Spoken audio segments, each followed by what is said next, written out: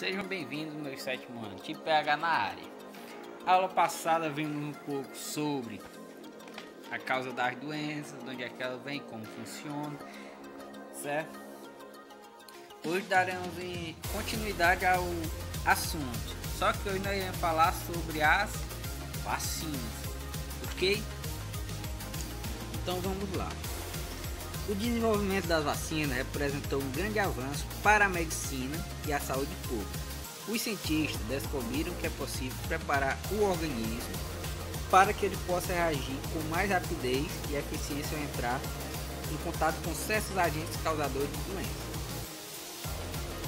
Geralmente, as vacinas são compostas com os antígenos mortos ou atenuados, enfraquecidos, ou seja, que não são capazes de causar a doença, mas que são suficientes para estimular o organismo a produzir anticorpos, ou seja, resposta primária, e assim induzir a formação de células de memória, que nem eu expliquei na aula passada, ok? Caso o organismo entre em contato com um agente causador de doença, para o qual já recebeu a vacina, a resposta da célula de memória é rápida, destruindo os invasores e impedindo o avanço da doença. Como podemos observar neste gráfico aqui, que representa a resposta dos organismos às exposições de um mesmo agente causador de doença. Neste primeiro momento, a resposta primária do organismo foi mínima, porque não conhecia a doença. Na segunda exposição, os anticorpos, como já tinham memória do agente causador, a resposta foi rápida, assim eliminando a doença em menos tempo. Agora, como conhecemos um pouco sobre como as vacinas funcionam, vamos ver agora sobre a história das vacinas. Então vamos lá, meus bens. No século 18, Edward Jenner, médico britânico, desenvolveu a vacina antivaríola, a primeira de que se tem registro. A varíola era uma doença que acometia muitas pessoas na época, causando inúmeras feridas no corpo do doente e levando muitos deles à morte.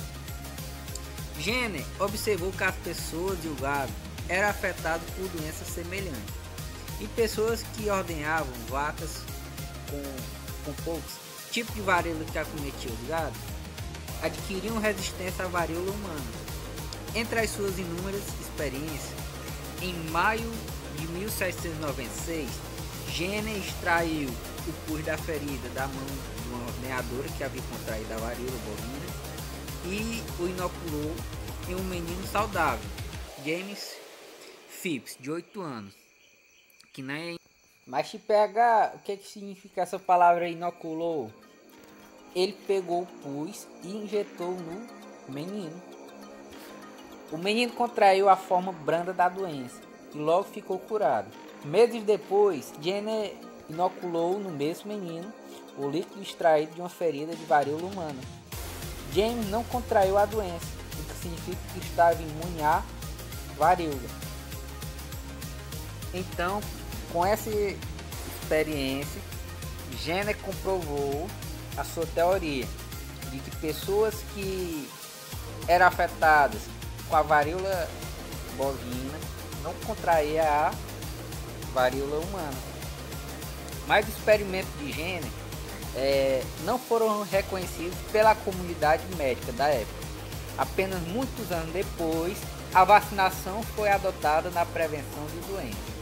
Mesmo assim, no início, os benefícios da vacinação não eram de conhecimento de todos, e a técnica causava muito medo na população, que temia contrair a doença e morrer. O medo era tão grande que a primeira campanha de vacinação no Brasil, realizada pelo médico Oswaldo Cruz em 1904, foi feita de modo violento e obrigatório. As pessoas eram vacinadas à força, o que levou ao acontecimento histórico conhecido como Revolta da Vacina. Atualmente, há um calendário nacional de vacinação e as pessoas se dirigem espontaneamente aos postos de saúde para tomar diversas vacinas oferecidas pelos órgãos competentes. Depois que a vacinação foi adotada no país, algumas doenças foram erradicadas, ou seja, deixaram de existir entre a população, como a varíola e a poliomielite, conhecida por paralisia infantil. Outras doenças são mantidas sob controle, como o sarampo, a tuberculose e a rubéola. Então, pessoal, essa foi a aula de hoje. Espero que tenham gostado. Obrigado pela atenção e até a próxima aula. Abração do TPH.